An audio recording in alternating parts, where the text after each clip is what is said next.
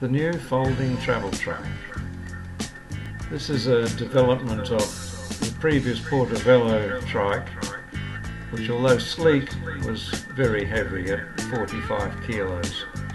This one weighs in at 22 kilos. It's the same configuration, but a skeletal form of the former one. Folds very compactly, so that in the folded position it becomes a trolley to carry luggage.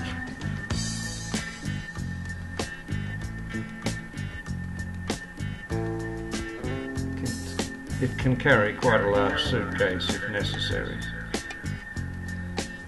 And now this is the maiden voyage. So far it's holding together.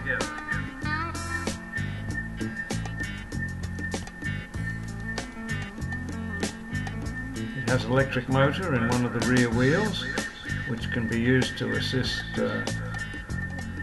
uphill climbs.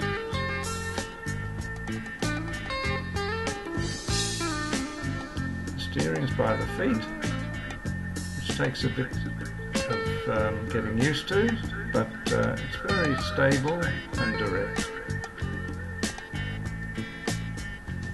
So now it's a matter of continuing to test it and hopefully do a trip in Europe next year.